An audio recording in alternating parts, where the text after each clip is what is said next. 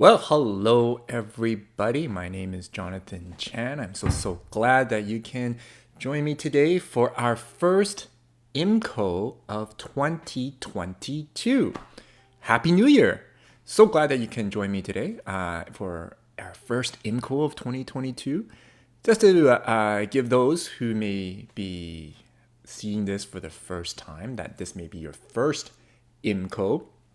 IMCO basically is an acronym for In My Christian Opinion.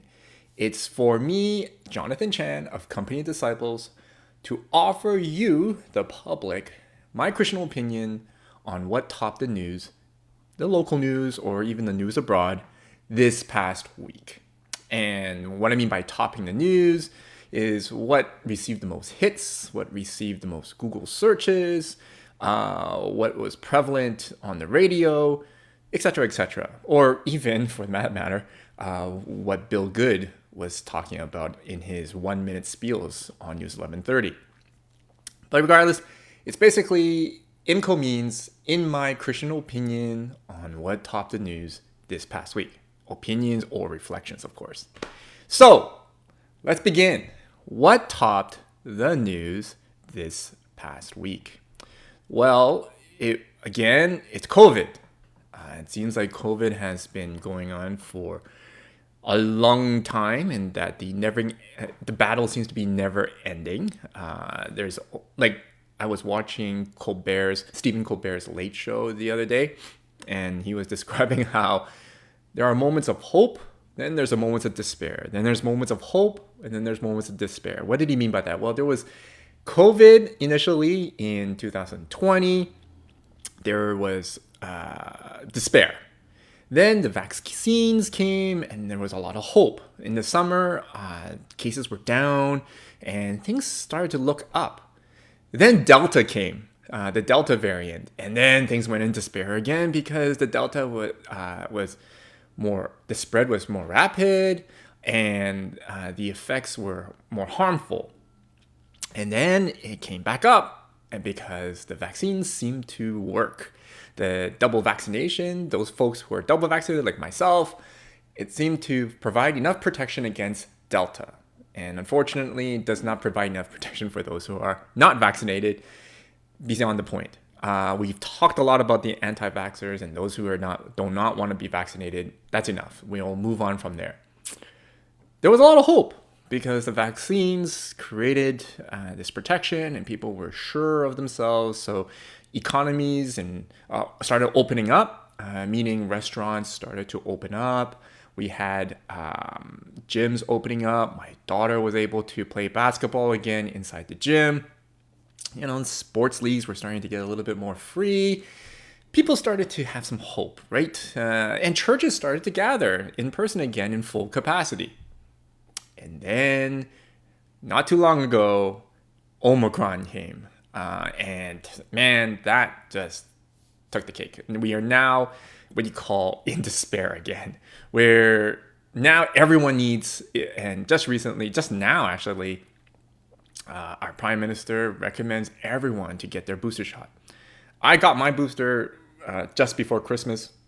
I was thankful. I'm very thankful for that because I guess having double vax with AstraZeneca, I was put on a priority list, and man, the people who administered the booster were like the nicest people ever. So I'm thankful for the booster shot, and hopefully, for those folks out there who are watching this, are awaiting their booster shot, well, hopefully you'll get it soon as well. And also for those who may have caught COVID in the midst of things and are at home, I hope you're doing well. I hope you're recovering well. Please let me know if you would like me to keep you in my prayers. I would like to pray with you throughout your journey. Hopefully you will recover soon. And so what's my point here today? Well, COVID is still the news topper of the day. But what really topped the news in relation to COVID this past week was all these protocols being in place again with Ontario, reinstating, that's what I'm trying to say, reinstating the lockdowns. and curfews in Quebec. Oh, and by the way, Quebec, in case you don't know, just recently they want to now put a health tax on people who are not vaccinated. And so it's getting extreme. And so there are, so Ontario is putting on lockdowns and stricter protocols. Quebec, the Maritimes, and then I think Saskatchewan and Manitoba are now doing it, in Alberta. And interesting enough, our own province of BC did not. They did not put out new protocols or reinstated any lockdowns. In fact, they didn't give any. And I think one of the quotes that came from the article from Bonnie Henry, one of the news articles quoted Bonnie Henry saying that Dr. Bonnie Henry just said, I'm fed up. I don't want to do protocols anymore. That's not my job. I do not want to do any more protocols.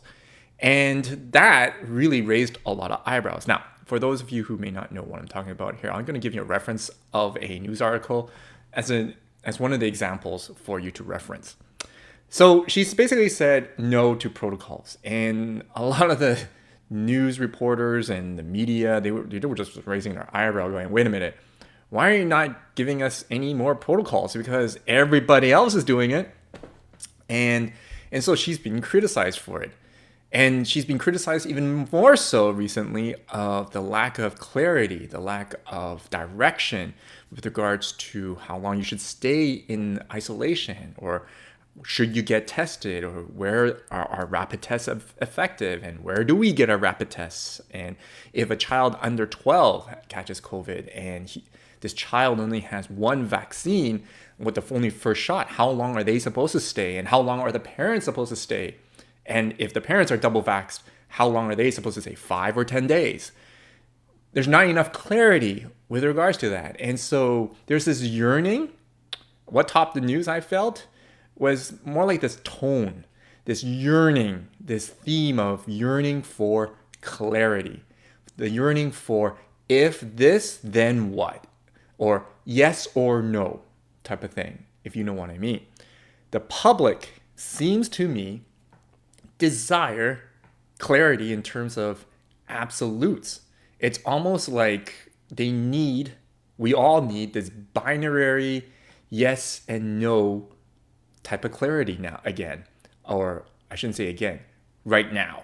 What I mean by again is because we did have this period of desire for absolutes back in the Enlightenment period, but for some of you who are not history buffs, I wouldn't even be using that metaphor anymore. So we are in this interesting time of period in our COVID journey, where it seems like a lot of the public, majority of the public, desire clarity, desire the yes and no, that I can do this, I cannot do this. Hence, such a demand for the rapid tests, right?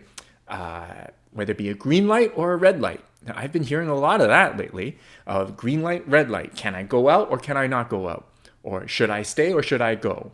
Or it's this whole dynamic that's turned into this absolute, the desire for absolutes. And back to Dr. Bonnie Henry's hesitancy of distributing protocols. The reason why a lot of the general public is raising their eyebrows and criticizing her for it is that one of the articles is telling about Dr. Bonnie Henry that, are you kidding me? Don't give so much the benefit of doubt to the general public.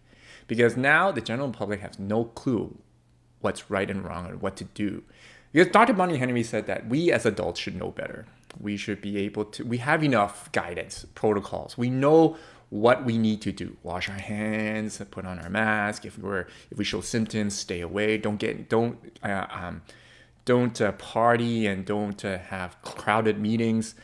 But the media criticizes her, or more like respond to her and saying, Dr. Bonnie Henry, I think you are giving the public too much of a benefit of a doubt. And here's what they mean. Because 2 days after this article, this came out onto the news. This is a bunch of social influencers, meaning the unemployed, and What they did was they booked a charter flight on this airline called Sunwing, and they were heading to Mexico. But if you could see here, there's no masks. It's a crowded plane. One of them is vaping right here, and they're just partying it up, totally disobeying protocols and common sense for that matter. And of course, the media has basically said, Dr. Bonnie Henry, look, I think you're giving us human beings way too much of a benefit of a doubt, because clearly we have no clue what is right and wrong and what we need to do that is right. And so there's that dilemma, right? Of, do you want to go that route like Ontario and Quebec, where the government has no trust in the public to behave like adults? Or do we go on the other side of the pendulum swing, like us in BC, and say, we can, and we're sane, and we're rational, we will behave like adults? And again, it's almost like this whole need and desire for clarity and for absolutes. And so let's go into that whole idea of absolutes, since we are, I am anyway, a religious person, particularly in Christianity. So let's delve into this whole idea of absolutes. And maybe I could shed some of my own opinion on this whole idea of absolutes, or just more like my reflections. So let's move on to my takeaways. All right, so it's clear. At our current point in our history right now, it appears to me, and it seems to me anyway, that there is this humongous need for clarity, for absolutes. Yes or no, green or red. And so in my reflection, I go, that's interesting, because we've been pushing very hard before COVID and during COVID maybe, of being able to be open, to be able to see the gray, not necessarily the black and white, but the gray, the various spectrum, if you remember, like that word has been overused, but to embrace diversity and variety and just trying to figure things out. Like, there's not much of a need for absolutes, right? We were pushing for the whole idea of conversation, of having discussion, of capturing all the nuances and the varietals of humanity. But now, we seem to appear, when push comes to shove, when things are in crisis, we just say, forget it. No more of that varietals, no more of that spectrum, no more of that conversation about just figuring things out. We need certainty right now. We need absolutes right now. And so it's interesting when we need them, right? When do we need absolutes? Is when we are faced with a crisis, when we are faced with COVID, or when we're faced with some catastrophe, or even like the floods, for instance. When we had our floods in Chilliwack and Abbotsford and various parts of BC, people wanted absolutes. People wanted certainty. Are you going to come? When will these things get fixed? Do you have a specific date? Or what is the exact number on that dollars of that budget? No one cared too much about conversation. No one really cared about having debates. People just wanted things right away, clear and simple. Interesting, right? Our need for absolutes comes when there's a crisis. Number two, also during a time of crisis, there's a need for linear instruction and reasoning. What I mean by that is the if-then. So if I'm tested and it shows positive, then I do not go out. But if I show negative, it means that I can go out. Oh, wait a minute, not necessarily. Because these rapid tests does not show the negative, does not prove negative, it proves positive. What it means is, even if you test negative, yet you have symptoms, you still cannot go out. You need to isolate. And if you do test positive, well, that's pretty much red light. But it does not mean, when you test negative, it means green light. And that's nebulous, right? I've been listening to news and listening to people out there taking these rapid tests. Their whole intent for these rapid tests is to just provide them with a green light and red light. No one wants to hear about yellow lights, about warning. No, they want clarity. They want certainty. And so that's why they take these rapid tests.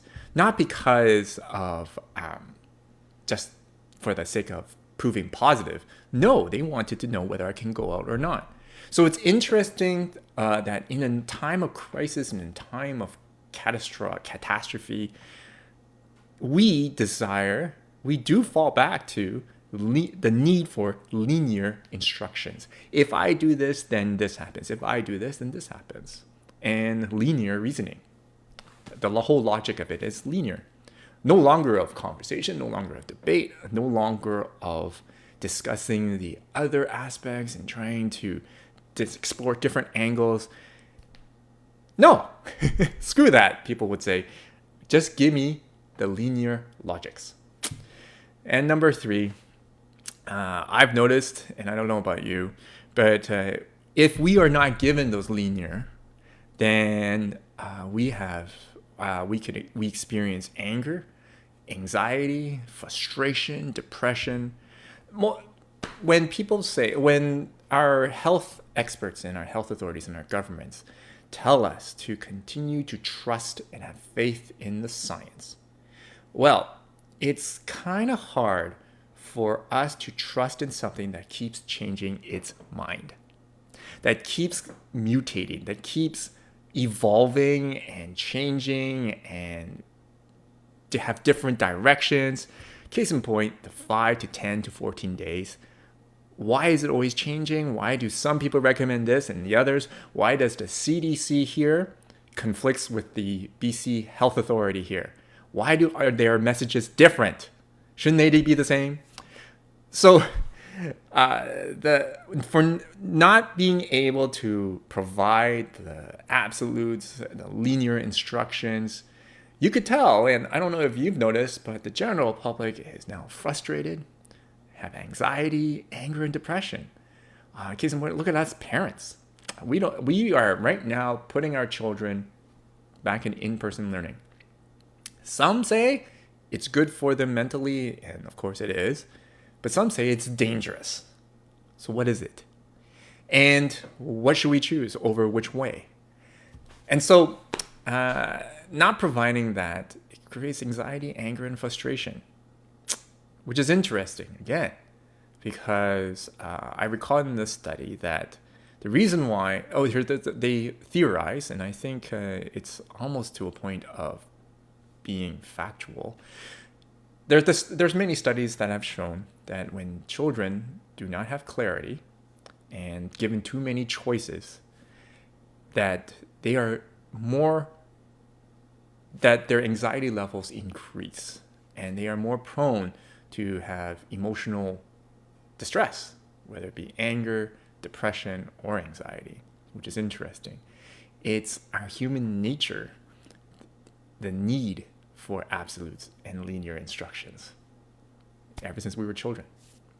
All right, let's conclude. So, my Christian opinion. I wonder then, can Christianity provide the absolutes, the linear instructions, and the reasoning that humanity needs? And what does it look like? Because even in the Christian realm, there's been debates of topics such as, did Noah's Ark exist, or or even communion, what happens in communion, or who is God, etc., etc., etc. So, can Christianity provide absolutes? Are there absolutes that are non-debatable and linear instructions that Christianity can provide for some comfort for humanity? To fulfill some of humanity's desires for absolutes and linear instruction? Maybe. For me as a Christian, I could name 2. And the 2 absolutes. Okay, actually, yes. One is the linear instruction. Jesus basically said, if you believe in me, you'll be saved. Now, saved from yourself, basically. Saved from not eternal damnation, there's no such thing, but for death, saved from the consequences of our own sin. Okay. So there's that linear instruction that Christianity provides. And one absolute is that Jesus is God. Jesus is God. So Jesus is God, and if you believe in Jesus, you'll be saved. Good. Those are non-debatables. But I wonder if Christianity needs to provide more. To provide more non-debatable, to provide more absolutes and linear instruction. Or it shouldn't. Or should it have both? Both some and some that are not. And I don't have an answer for that. But I do know that as a pastor and for those folks who may be listening and watching this and who may also be Christian and attend churches, we all know that Christianity needs to be relevant for today. And if there is this need for clarity, for absolutes, for linear instruction now at this moment in history, how should Christianity provide it? I have two absolutes that I depend on, which is Jesus is God, and if you believe in Jesus, you are saved. But is that enough to fulfill the needs of what it needs for today? Or there needs to be further absolutes, more linear instruction for the public so that Christianity can be relevant and for everyone and for the times that we are in. So I don't have that question right now, that answer right now. Though that's my reflection right now. That's my ponderings right now and my ruminations. But if you want to journey with me in this, feel free to chime me by emailing me or going through my website and contact me. I would love to hear your thoughts as well. Should Christianity provide more absolutes and more linear instruction, or it shouldn't, or it's happy as the way it is? Or is there another way to be relevant and provide that or fulfill that need of absolutes by the public? Is there a way to meet them there and provide care for the public who desire the clarity, the absolutes, and the linear instruction? Anyways, that's my Christian opinion for this week. Till next Wednesday, same time, same place. Hope you have a blessed week and have a wonderful weekend as well. Talk to you later.